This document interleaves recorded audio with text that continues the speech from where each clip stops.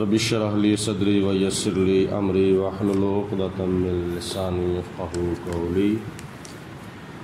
قال الله تبارك وتعالى في القرآن المجيد والفرقان الحميد: قل لا أجد فيما أوحي إلي محرما على طائم يطعمه إلا أن يكون ميتة أو دما مسفوفا أو لحم خنزير فإنه رجس أو فسقا أحل لغير الله به فمن اضطر غير باغ ولا عاد فإن ربك غفور رحيم. سورۃ انعام کی یہ آیت نمبر 145 ہے، جس میں اللہ تعالیٰ نے کچھ حرام چیزوں کا ذکر کیا ہے. کفار مکہ، جیسا کہ کل بھی آپ نے سنا تھا کہ وہ اپنی مرضی سے جو جانور چاہتے تھے اپنے اوپر حلال کر لیتے تھے، اور جو جانور چاہتے تھے اپنے اوپر حرام کر لیتے تھے. یعنی خود ساختہ انہوں نے اپنے عقائد و نظریات بنائے ہوئے تھے. جس جانور کو جب چاہتے تھے حلال کر لیتے تھے، جب چاہتے تھے حرام کر لیتے تھے. تو اس وقت اللہ تعالیٰ کی ذات بابرکات نے حضور علیہ الصلوۃ والسلام پر یہ آیت مبارکہ مکہ المکرمہ میں ہجرت سے پہلے نازل فرمائی تھی. اللہ تعالیٰ نے فرمایا: قل، اے میرے پیارے حبیب علیہ الصلوۃ والسلام، آپ ارشاد فرما دیں ان کفار مکہ کو، لا اجد فی ما اوحی الی محرما علی طائم یطعمہ، کہ جو اللہ تعالیٰ کا کلام میری طرف وحی کیا جاتا ہے اس کے اندر میں نہیں پاتا، میں نہیں دیکھتا کوئی چیز حرام جو کھانے والے کے اوپر کھانے والی چیزوں میں ہو جائے. یعنی کھانے والی چیزوں میں سے کوئی چیز میں حرام اس کلام کے اندر نہیں دیکھتا جو کلام میرے اوپر اللہ تعالیٰ نے نازل فرمایا ہے. الا ان یکون میتۃ، مگر یہ کہ کوئی مردار ہو، او دمن مصفوفن، یا رگوں کا بہتا ہوا خون ہو، او لحم خنزیر، اور یا سور کا گوشت ہو، فإنہ رجس، پس بے شک وہ پلید ہے اور وہ گندہ ہے، او فسقن، یا نافرمانی کا جانور ہو، احل لغیر اللہ بہ، جس کو ذبح کرتے وقت اللہ کے سوا کسی اور کا نام لیا جائے. یہ چار چیزیں اللہ تعالیٰ نے اس آیت مبارکہ میں حرام فرمائی ہیں. اور کفار مکہ جو کہ اپنی مرضی کے ساتھ جانور حلال کر لیتے تھے، حرام کر لیتے تھے، اور کہتے تھے کہ یہ فلاں جانور حلال ہے، فلاں جانور حرام ہے. تو اس وقت مکہ المکرمہ کے اندر اللہ تعالیٰ کی ذات بابرکات نے فرمایا کہ یہ چار چیزیں حرام ہیں. باقی اور چیزیں بھی حرام ہیں، مگر ان کی حرمت کا حکم اللہ تعالیٰ نے مدینہ المنورہ میں نازل فرمایا تھا. جیسے شراب حرام ہے، سود حرام ہے، جوا حرام ہے. اور سورۃ بقرہ کی آیت نمبر 173 کے اندر بھی اللہ تعالیٰ نے ان چیزوں کی وضاحت فرمائی ہے. اور سورۃ مائدہ کی آیت نمبر 3 کے اندر بھی اللہ تعالیٰ نے حرام جانوروں کی فہرست بیان فرمائی ہے کہ جو جانور چوٹ لگنے سے مر جائے وہ بھی حرام ہے، جو اوپر سے نیچے گر کر مر جائے وہ بھی حرام ہے، اور جو سینگ لگنے سے مر جائے وہ بھی حرام ہے، اور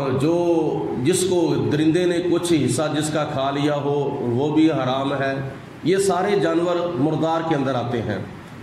تو اللہ تعالیٰ کی ذات بابرکات نے ارشاد فرمایا کہ میں اپنے پیارے حبیب علیہ الصلوۃ والسلام پر یہ 4 چیزیں حرام یعنی فرما رہا ہوں میرے اپنے پیارے حبیب علیہ السلام کی شریعت کے اندر، اور ان 4 چیزوں میں سے پہلی چیز ہے مردار۔ اللہ فرماتا ہے الا ان یکون میتۃ، مگر یہ کہ کوئی مردار ہو۔ مردار کے بارے میں یعنی مردار کی تعریف جیسے کہ شریعت کے اندر یہ ہے کہ وہ حلال جانور جس کو شریعت نے حلال کیا ہو، وہ اگر ذبح کرنے سے پہلے مر جائے، کسی طریقے سے مر جائے، تو وہ جانور حرام ہو جاتا ہے، وہ مردار کہلاتا ہے۔ اور نبی پاک علیہ السلام نے حدیث پاک میں ارشاد فرمایا ہے، مشکات ابن ماجہ شریف کی حدیث پاک میں حضور علیہ السلام نے فرمایا کہ 2 مردار تمہارے اوپر حلال ہیں اور 2 خون تمہارے اوپر حلال ہیں۔ یعنی بہتا ہوا خون تو حرام ہے، یعنی بہتا جم جائے وہ خون بھی حرام ہے، لیکن آپ نے فرمایا کہ جگہ پہ حدیث پاک میں 2 خون حلال ہیں اور 2 مردار حلال ہیں۔ ایک مردار پانی کا مچھلی کی شکل کے اندر، اس کو ذبح نہیں کیا جاتا، جب اس کو ماہی گیر پکڑتے ہیں، پکڑ کر جب لے آتے ہیں تو وہ مر جاتی ہے، بغیر ذبح کیے اس کو ذبح نہیں کیا جاتا، وہ مر جاتی ہے، اپنے مر جاتی ہے، تو وہ پانی کا مردار ہے۔ حضور علیہ الصلوۃ والسلام نے حلال فرمایا ہے مچھلی، اور اس کے علاوہ ٹڈی یہ بھی ایک جانور ہے، نبی پاک علیہ الصلوۃ والسلام نے فرمایا کہ یہ بھی مردار ہے اور یہ بھی تمہارے لیے حلال ہے۔ 2 خون جو حلال حضور علیہ السلام نے فرمائے ہیں وہ ایک کلیجی ہے اور ایک تلی ہے، یہ 2 خون تمہارے اوپر اللہ تعالیٰ کے پیارے حبیب علیہ السلام نے حلال فرمائے ہیں۔ او دمن مسفوحن، یا بہتا ہوا خون ہو، یعنی جانور کو ذبح کرتے وقت جو خون نکلتا ہے تو وہ بہنا شروع ہو جاتا ہے، اور بہتا جم جائے تو وہ بھی استعمال کرنا حرام ہے۔ او لحم خنزیر، یا سور کا گوشت ہو تو وہ بھی تمہارے لیے حرام ہے۔ فَإِنَّهُ رِجْسٌ، کیونکہ وہ پلید ہے، وہ ناپاک ہے۔ اللہ کے پیارے حبیب علیہ الصلوۃ والسلام کی شریعت کے اندر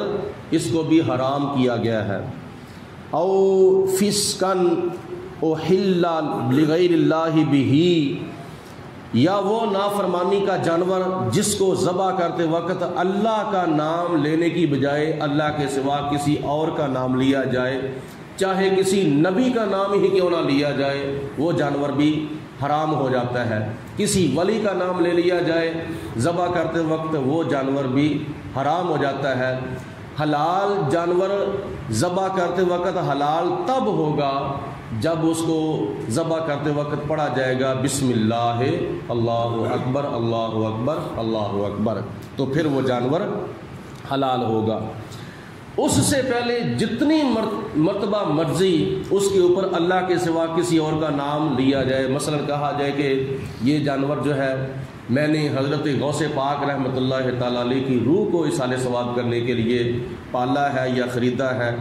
یا کسی بزرگ یا کسی نبی کی روح کو اصال ثواب کے لیے میں نے یہ جانور پالا ہے یا خریدا ہے، تو وہ کبھی حرام نہیں ہوگا۔ حرام تب ہوگا جب ذبح کرتے وقت اس کے اوپر اللہ کے سوا کسی اور کا نام لیا جائے۔ تو یہی ہمارا عقیدہ ہے کہ جب ہم کوئی چیز پکاتے ہیں، اس کو اللہ تعالیٰ کی راہ میں دیتے ہیں، لیکن اس کا ثواب کسی نبی کی روح کو یا کسی ولی کی روح کو پہنچایا جاتا ہے۔ مطلب یہ ہے کہ کسی چیز کے اوپر غیر اللہ کا نام آنے سے وہ چیز حرام نہیں ہوتی بلکہ وہ چیز حلال ہوتی ہے۔ اللہ تعالیٰ کے ارشاد فرماتا ہے فَمَنِ اضْطُرَّ، بس جو کوئی مجبور ہو، زندگی کے اندر جو کوئی مجبور ہو جائے، فَمَنِ اضْطُرَّ غیر باغن ولا آذن، نہ وہ خواہش کرنے والا ہو، یعنی اس کے دل کے اندر یہ شوق نہ ہو، یہ خواہش نہ ہو کہ میں مردار کھاؤں، ولا آدن، اور نہ ہی وہ حد سے بڑھنے والا ہو۔ زندگی کے اندر ایسا وقت آ جائے کوئی اور چیز کوئی نہ ہو کھانے والی نہ پینے والی، جس کی وجہ سے زندگی بندے کی بحال رہے، کوئی اور چیز نہ ہو، بندہ بیمار ہو جائے یا اتنی غربت چھا جائے کہ اور کوئی چیز کھانے پینے کے لیے نہیں، اور ایسی حالت میں اس کی موت واقع ہو رہی ہے، اس کی موت اپنا کا وقت آ رہا ہے، اس کی ڈیتھ ہو رہی ہے، تو شریعت نے فرمایا ہے کہ ایسی حالت میں صرف اس کے دل کے اندر خواہش نہ ہو کہ میں مردار کھاؤں،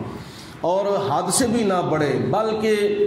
جتنے لقموں سے ایک یا دو یا تین یا چند، جتنے لقموں سے اس کی زندگی بحال رہے اتنے لقمے مردار کے اس کو کھانے کی اجازت ہے، تاکہ اس کی زندگی جو ہے وہ بحال رہے۔ فَإِنَّ رَبَّكَ، ایسا معاملہ آ جائے بامر مجبوری اس کو مردار کھانا پڑ جائے، تو اللہ تعالیٰ فرماتا ہے بے شک آپ کا رب غفور الرحیم، بخشنے والا بھی ہے اور بہت ہی مہربان بھی ہے۔